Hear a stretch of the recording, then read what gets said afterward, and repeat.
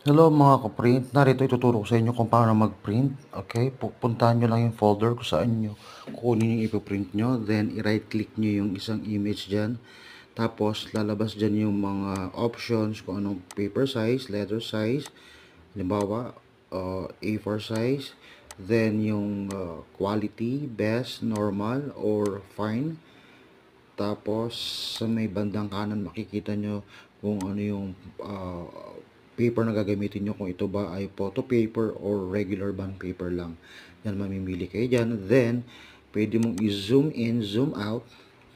Okay, para makita mo yung outcome ng ipoprint mo. Parang ganon. Makita mo yung preview niya. Tapos, click mo lang yung print. Yun na. Yun lang kadali mag-print.